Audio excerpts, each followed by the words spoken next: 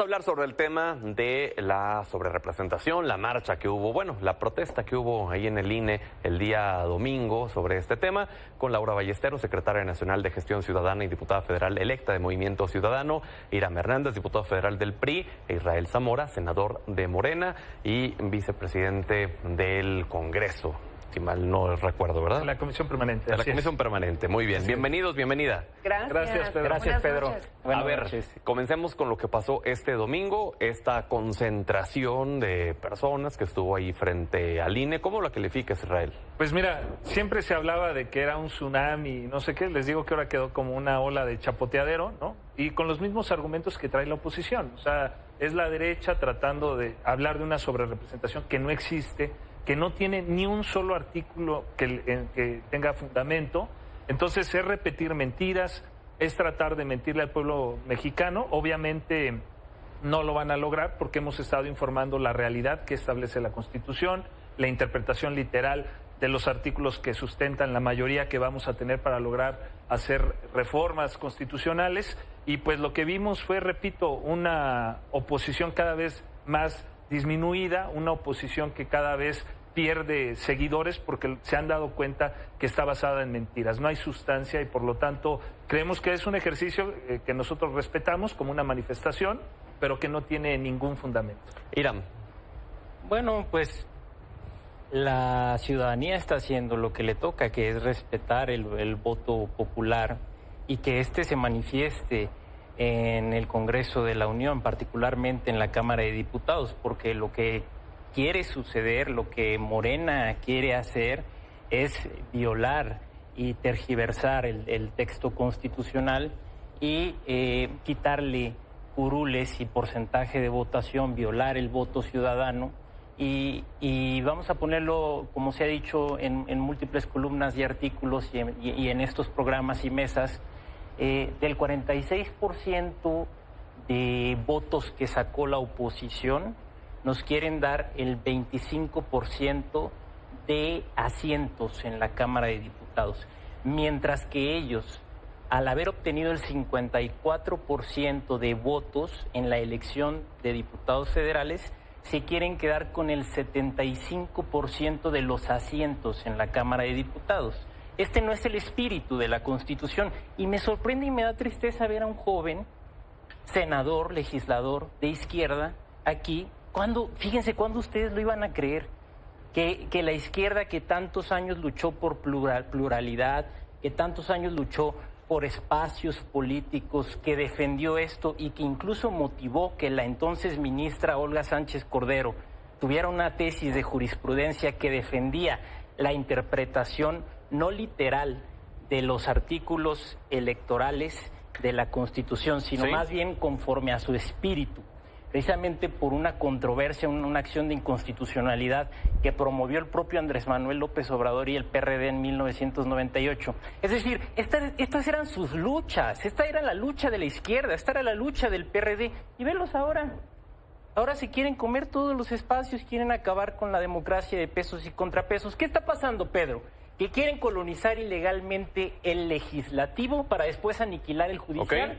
Como lo advirtieron Levinsky y Ziblatt en cómo mueren las democracias. Se quieren quedar con todo. Vamos a dar la oportunidad antes de pasar contigo, Laura. Una réplica, que me digan qué artículo se basa. Yo te voy a decir, el artículo 52 constitucional establece, el 52 constitucional, lo puedes checar, yo creo que no lo has leído, establece cómo se divide la Cámara de Diputados. 300 curules se dan de voto directo. ¿Cómo le fue ahí al PRI? Ganaron 9. De 300, ganaron 9. Eso es lo que el pueblo quiso. El PT ganó 38 distritos uninominales. Eso no es verdad. Eso es verdad, cualquiera lo puede corroborar. Lo que no podemos aceptar son juventudes que siguen a mentirosos y que están confundidos. Viven en una realidad que no es la real. Entonces viven en una realidad alterna que la verdad no tiene sustento. Entonces el artículo 52 establece que hay 200, en eso sí aplican los porcentajes de votación. Laura. A ver, muchos temas que poner sobre la mesa, a ver si nos da tiempo. Primero, como siempre, decirle a la gente que nos ve que Movimiento Ciudadano prometió desde el principio presentar una tercera vía para este país, como lo hemos hecho desde hace muchos años, lo hicimos en la campaña y lo estamos haciendo ahora. Nosotros la verdad es que no coincidimos con los argumentos de sobrerepresentación que están presentando, sobre todo desde el PRI. La verdad es que a mí me cuesta mucho trabajo ir a pensar cómo durante todo el tiempo que ustedes sí lo hicieron, eso estaba bien, y ahora que Morena en su oficialismo y en su mayoría lo quiere hacer, pero no lo hicimos. Que está mal. Nosotros no lo hicimos. El problema es que la asimetría, la disparidad que están produciendo hoy con una decisión así de sobrerepresentación no era lo que era en ese entonces como ahora. Ahora sí tiene consecuencias funestas. En ese entonces las diferencias no eran tan sustantivas como ahora. Pero dilo, Laura, no engañes a la gente, dilo de cuánto era de décimas porcentuales. Pero ustedes se aprovecharon de eso. Ahora es 20%. Adelante, Laura. El segundo punto que me parece muy importante es hablar precisamente de la transferencia de victorias que está haciendo la coalición de Morena con esta sobrerepresentación. Lo que ellos están haciendo hoy, y en donde además están afectando mayoritariamente al voto de Movimiento Ciudadano, los 6.5 millones de votos que votaron por nosotros, de personas que confiaron en la alternativa de futuro, es precisamente transferencia de victorias. La Constitución prohíbe transferencia de votos y la transferencia de victorias es transferencia de votos. ¿A qué me refiero con esto? Por ejemplo, en los distritos uninominales, que mediante el siglado que viene acompañado de un convenio de coalición, ellos ahí definieron a quién le pertenecía la victoria en caso de ganar la coalición. Cuando ellos no pueden decidir esto, un par de señores en una mesa no pueden estar por encima de la Constitución. La Constitución habla de un régimen de partidos. Y entonces, una vez ganando ese distrito, esa coalición, en este caso Morena con el voto mayoritario, le están transfiriendo ese voto a un partido como el PT o el Verde, que ganaron el cuarto o el quinto lugar por encima de Movimiento Ciudadano e incluso de partidos de la oposición aliancista. Eso es lo que ha estado torcido desde hace muchos años.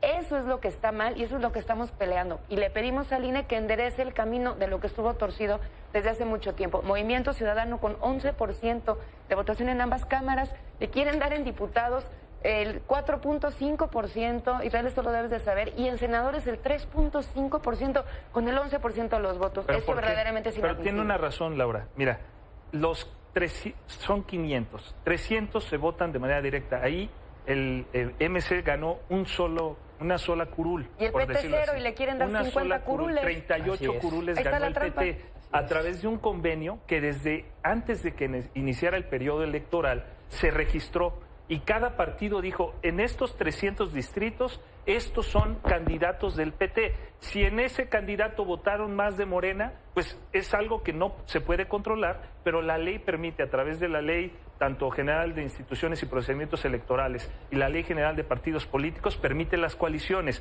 pero dice, ninguna coalición va a poder recibir votos por coalición, sino cada partido en lo individual recibe.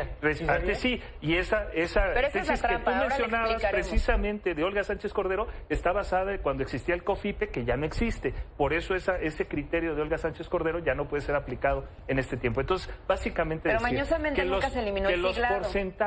Que los porcentajes solo aplican sobre los 200. Por ejemplo, el PRI y MC recibieron por ahí del 10%, 11%. Por eso reciben 23 curules cada uno de estos partidos, 24 en el caso del PRI, 23 MC. Bueno, todavía no se ha decidido nada, porque la autoridad pero eso es lo que establece la ley, por eso se puede predecir muy bien cómo van a quedar. Irán.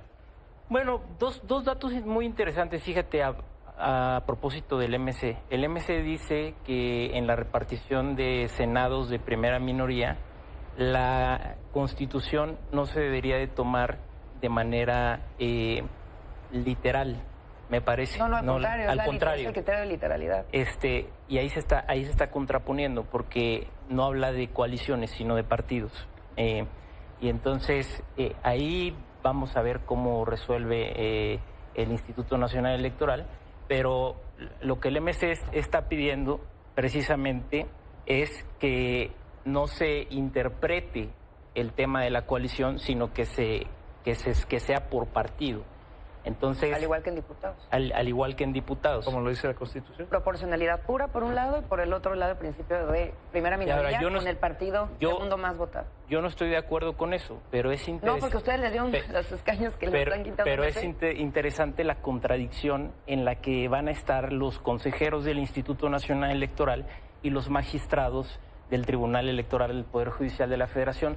También, por ejemplo, con el artículo 54, fracción primera y cuarta y quinta. ¿Por qué? Porque la fracción primera te dice que los partidos políticos que no hayan registrado sus listas regionales y que hayan, a su vez, que no hayan registrado 200 candidatos al menos uninominales, estas listas regionales no van a ser válidas, las listas por circunscripción.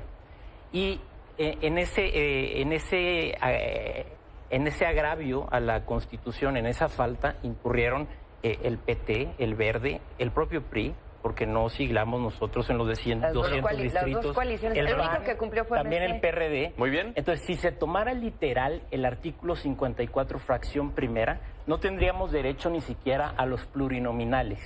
Muy bien. Entonces, no se puede tomar literal una cosa y luego literal otra. Ese es el tema. Laura. Bueno, a ver, ¿cuáles son los marcos normativos que nos permiten a nosotros decir que esta sobrerepresentación que impacta en una subrepresentación del voto de las urnas, lo que está enmarcando? A ver, número uno, la Constitución, artículo 64, artículo también 65, donde nos dice que ahí hay un principio de representación con proporcionalidad pura, que te dice que lo que obtuviste en las urnas tiene que estar lo más cercano representado en ambas cámaras. Eso no está pasando. Número dos, primeras minorías, por ejemplo, en donde el segundo partido más votado debería de recibir la senaduría. En este caso, Jalisco, Guerrero, Nayarit, Colima, Movimiento Ciudadano tuvo el segundo mejor lugar y no le están asignando la primera minoría.